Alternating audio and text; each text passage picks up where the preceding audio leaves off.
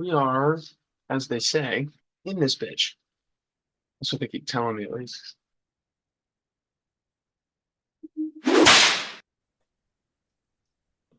Hey!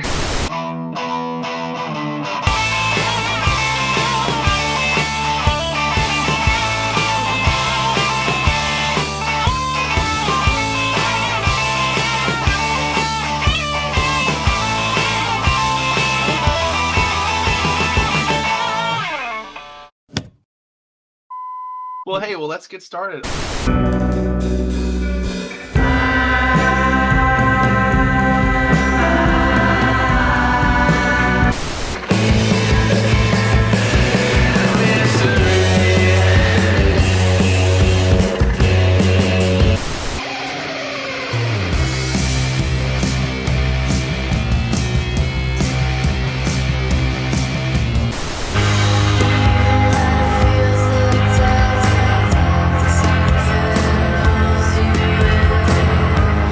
Well, first of all, happy release day. Thank you. Huge, super exciting. How's it feel to finally have the album out and be back to touring after getting cut off last go around? Pretty good. I mean, it feels great to have the album out. We're super proud of it. The campaign's been really fun. But it's nice to have the rest of the songs out there. I sometimes forget that there's a whole bunch of songs on the album that people haven't heard yet. It's nice to share those. And yeah, I mean, we've been touring over the past year, but really excited to like tour with this out there and with some new records in hand and everything. Very exciting. And as far as touring goes, y'all have some very exciting dates coming up just here in the next month alone. You're playing at the Big Winter Classic, Winterruption, then you're heading back over here towards the States to play South by Southwest. Are there any dates you're super excited about? Yeah, there's a lot. Yeah, like you said, there's a lot of good stuff coming up. Like next weekend, yeah, doing that Rip Out West. We're really excited to do in February, we've got our Toronto release show at Expo 1978, and Montreal, we're playing Tavern Tour around the time of the release as well. It's, I think, Feb 10th. That should be really fun. And then, yeah, we're super stoked to get back to Austin. We love it there. I love the weather, the food, the vibes. It's gonna be great. Where are you based? I'm actually in North Carolina, so I'm not too terribly Oh, far okay. from Well, we're playing Texas. in Charlotte too, actually. I know, which I'm super bummed about. I'm usually No. based in New Jersey, New York, so I'll miss my hometown Okay. show, which everybody's always playing when I'm gone. No, that's okay. So, That's gonna be fun too, and we're doing an Atlanta show that we're announcing pretty soon with our friends CDSM. They're actually our double label mates. We have the same North American and EU labels, so that's gonna be pretty sick too. it'll be real exciting. Hopefully, you enjoy our fair city or my fair city. So we're I very shall. excited to have you. I'll tell everybody to pop out. Please Um, do. what I'd love to hear about you're working with George Walsh on this album. I'd love to hear about how it came together. I'd love to hear about keeping that relationship through COVID and through the entire formation of the album. And do you think if you worked with a different producer, do you think the album would have turned out differently? Yeah, definitely. It would have turned out differently because Graham's a super unique. He's really creative as a producer, so he puts his own spin on things. That is, he makes it sound really huge. Puts things through a lot of effects and like delays, and we love that, like, kind of heaviness and chaos and like, oscillating kind of headiness that he can just like bring out in a recording. It's really cool. I mean, we've after doing the first album with him, we got even more comfortable in the studio together. I think that, like, existing relationship and kind of synergy were there, and we were super stoked to work with him again and like happy with how everything came out. He's like an absolute like beast in the studio. Absolute beast. We'll make Pretty sure we much. send that over. We'll make sure he sees this so But he when like knows. if you meet him, he's just like super like sweet and chill, and then in the studio, he's like in the zone. Did y'all have a set image as far as what you wanted the album to sound like, or what you wanted it to feel like when you started working on it? I think with this one it was funny because it was written mostly during the pandemic. A lot of it was written in isolation. I think probably, and this wasn't really unique to this one, and we always try and kind of channel this, but to kind of match the energy of the live show, be something that we can recreate in a live setting pretty easily without too much kind of overdubs and studio stuff going on, but enough that it's a different experience and you can throw in headphones and also kind of like um, just kind of lay back and trip out to it. But I think that's the main thing. We're trying to like get that like kind of the energy and the humanness of the kind of live show to translate into the recording as well. Absolutely. And are there any tracks that didn't quite make the final cut that you think might show up while you're on tour? Yeah, there is a few. There are a few songs we recorded that did not go on the album. I don't think they're not gonna show up on the tour, no. But maybe like in a way, probably they will. Maybe they'll kind of manifest in some way. There's actually a song, the song "Precious Dream." This is like a this is like a secret. Nobody knows this, but there is a song. The actual song did not even make it on the album, but we just took the name from it onto the album. If it's not too secretive, why didn't the title track make the final cut? It's just like a vibe, it's just the vibes. It was just kind of different. It was like one of the last songs that we wrote before going in, and we kind of intentionally recorded more songs than we would normally put on an EP or on an album. So it was kind of the intention to have extra material to work with so that we could kind of like piece it together once we knew what the kind of final product was going to sound like for each of them. So there was some things were kind of intended to get cut anyway. So that's kind of how it went. It was more just what seems to be working together. It wasn't that it was like bad or, it was just like what these songs seemed to have something kind of common thread. Right. And yeah. As far as like serious questions, that's actually all I had for you. I'm gonna kind of pivot into this second half of this interview. It's gonna be a little bit more loosey goosey, a little bit more fun. I'd like to kind of preface this by saying I have a younger sister myself. Funny enough, we also have a 4-year age difference. We also grew up on a lot of the same music. The two of you have gone on record saying that your dad very early on kind of ruined you with the Beatles, Zeppelin, Hendrix, Sabbath.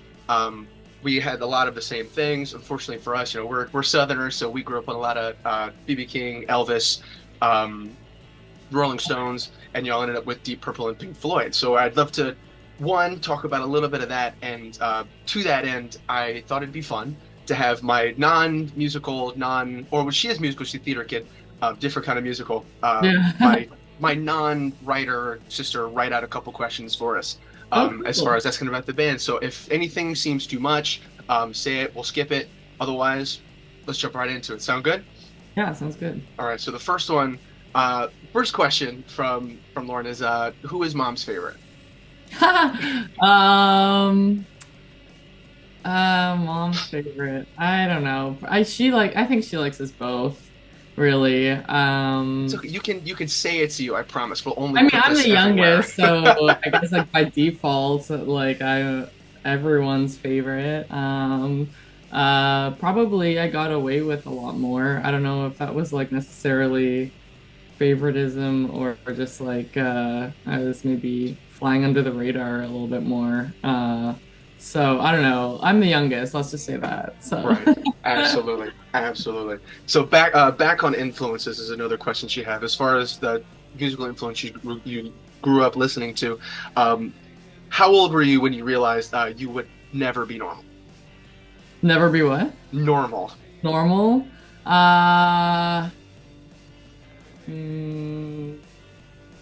For me, probably like grade like 7 or 8, I guess. Like when I was like 12 or 13, I feel like I started like there weren't a lot of people like in my school that were kind of into like, I don't know, like heavier music or like weirder music. So I was like, I guess it really depends on like what you're surrounded by. If I'd gone to like a more like an art school, I think I would have probably felt pretty normal at that time, but I definitely felt really weird at that time. But who knows? I think everyone like feels weird at that age.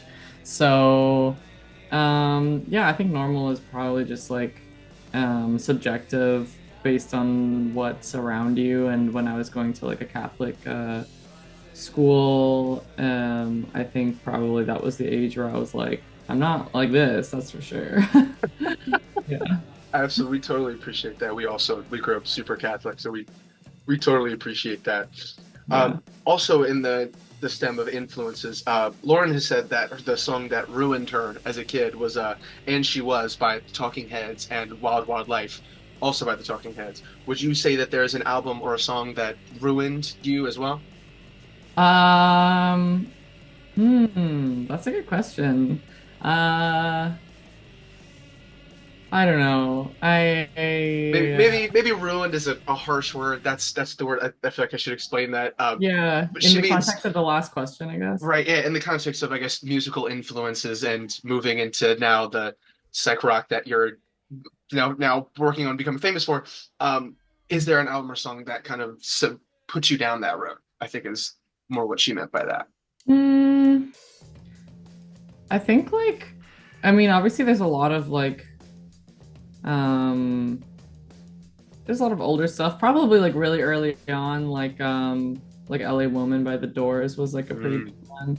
I think for both Alex and I, probably the rest of the band too. But then like also kind of more in the early 2000s, I still am really into MGMT. I think that was some of like the new music that I was really like um, that really like kind of turned me on to a more kind of psyche, um, really just something that didn't really sound like everything else coming out at that time, especially the like second couple albums, like Congratulations and the self-titled one that didn't get as much kind of love out there. They're, like really, really crazy albums, kind of blew my mind when I was like a bit younger. What did you think of their release this past Friday? What did you think? Yeah, it's really cool. I mean, I think every time you wait so long for them to like put something out, like years and years, and suddenly they'll just like make a post. I haven't actually listened to the whole thing yet, believe it or not. I'm kind of behind on that. I've listened to the singles, Mhm. and they still got it. All It's right. still really cool, and it's still like it's still really different from a lot of the other things that are out Okay. there. In an interview I believe you did with Range, um, Alex said that he was 19 when you came in and asked for a big muff delay and a delay pedal, and that's when he knew that you were going to be all right. Lauren would also like to know when did you realize that your relationship was strong enough to get the band plans out of the proverbial group chat? Well, it's kind of funny. Like he was looking when him and Mark were in bands. Our drummer, they were in bands like throughout high school, and then he was working on this new project, and it was him and Mark. And he asked me if I knew a bass player. We didn't really. I was like down. I was like, I'll try to be the bass player. He was like almost not down, I think, at first, or just maybe not expecting it. Right. So probably the moment that we realized it was like when we actually had the first kind of jam together. Um, it wasn't really discussed or like talked about or like planned at all beforehand. I knew he would be in continue to be in bands because he was very passionate and driven about playing music, and that was like I knew that wasn't going to go away. I was kind of like a bit like all over the place in what I was doing. I did was kind of dabbling in like all different kinds of arts and trying to find my lane really. And then that's I guess when something clicked and we actually played together for in the beginning.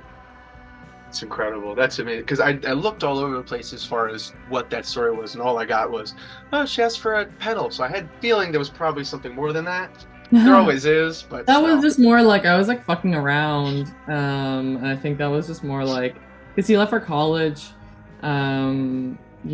just before that. That was like just as he got back from college. And before he left for college, like, in the teenage years, we were kind of like like a little bit drifted apart a little bit. Obviously, like that age gap becomes very like real. I'm sure you know, Oh, absolutely. like the difference between like a 13-year-old and like a 16, 17-year-old is pretty major. So then like I think it was kind of like that signified like kind of being like he came back and it's like what kind of like are we like going to be buds? Are we into the same things? Like you kind of like become your own person in those years.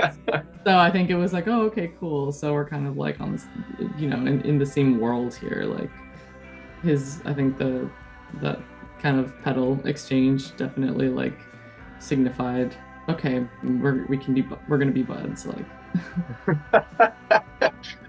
We're gonna be buds. I love that. Yeah, I mean, it makes perfect sense. I mean, I still get all over my sister about her love of Machine Girl, which I just won't get. oh yeah, Which I just won't. I'll never get it. It's just yeah, I not for think it's me. like a But generational thing. absolutely, absolutely, it's like MGMT. Like I'm still on the MGMT side of it, Yeah, and she is very much on the 100 gex side of it. It's still kind of yeah, the yeah, same music, the same impact, relatively speaking, at least for the time period. But totally. you never know. All of the bands I'm going to list out are going to be sibling fronted bands or bands that Okay. were made up of brothers, sisters, family, etc., etc. And I'm going to put two together, and all you have to do is tell me a this or that. Sound good? All right. So first up, Partridge Family Band or the Jackson Five, and why? Probably Jackson 5. Just I mean, I don't know, a sheer amount of just raw talent I'm gonna go with. Although there's definitely some dark undertones, but I don't really think I'm gonna get into that.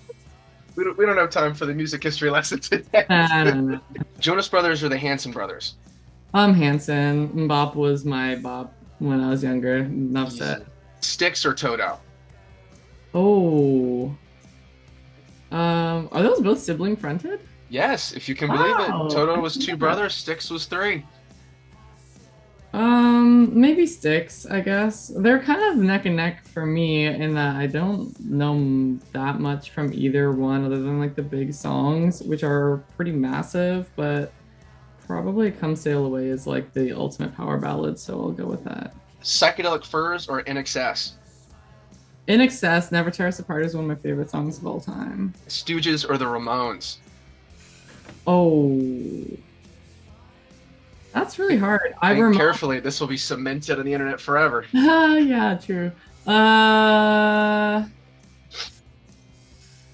Damn, that's hard. I think probably I would say like I guess Stooges.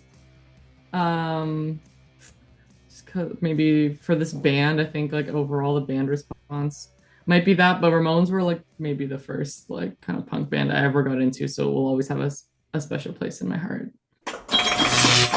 Pierce the Veil or My Chemical Romance? My Chemical Romance. Greta Van Fleet or The Darkness? Oh, the Darkness. Bee Gees or The Carpenters? Bee Gees. Sly and the Family Stone or Earth, Wind, and Fire? Holy fuck. Maybe. Oh, I don't know. Both. AC/DC or Van Halen? Van Halen. Heart or the Bangles? Heart. Devo or the B-52s? B-52s. All right, bonus question. If you could tell me which of these was not a sibling band. The White Stripes or the Doobie Brothers? White Stripes. Funny, you would have been correct either way. The Doobie Brothers were also infamously not siblings. Right, not okay. brothers. I mean, yeah, I guess I just like clocked that and was like, that's definitely not a sibling band. Yeah, true. I guess they were just kind of like just homies, just digging it. Yeah. Allman Brothers or Creedence Clearwater Revival? Oh my god, probably CCR. I love it. Pointer Sisters with Sister Sledge? Oh, I don't know. Pointer Sisters, I guess. I have an album. Nickelback or the Black Crowes? Oh, neither. I can't pick that. No. You have to pick one. You have. No. I can't give you none. You have to pick one. No, I mean kudos to Nickelback for like they've got something. They figured something out. I don't know what it is, but they've got it. A lot of people in their court. I don't know. Oasis or Radiohead? To be honest, I think they're both kind of overrated, if I may. I think probably Radiohead has more songs that I like, Mhm. But I find Oasis funnier, and like the way that those brothers interact sometimes makes me spit out my drink laughing. So I think a 0.5 to each. The Wainwrights or the Reddings? The Reddings. I didn't know there was a family band, to be honest, but I love Yeah. Otis Redding. Yeah. Turns out everybody was there to see Otis, you know? Yeah, yeah, I guess. Ain't nobody coming to see you, Otis. Our last question, we always like to end off on a high note, something simple, something easy. What are you listening to right now? What am I listening to right now? Uh, I'm listening to there is this band Upchuck. I really like the record that they put out recently. I have been listening to our friend Theo Vandenhoff's new EP. He's from Toronto. It's really cool. And I'm kind of like I'm trying to figure out if I like Steely Dan or not. So I'm kind of like looking through their discography. So yeah. We're digging through the record bins. I get it. I get it. Well, hey, thank you so much, Tony. You've been amazing. Once Thank again, you. on behalf of myself and Tonitruale, we appreciate you taking a couple minutes out of your time, out of your day to come hang out with us. Absolutely. Thank you so much. Thank you.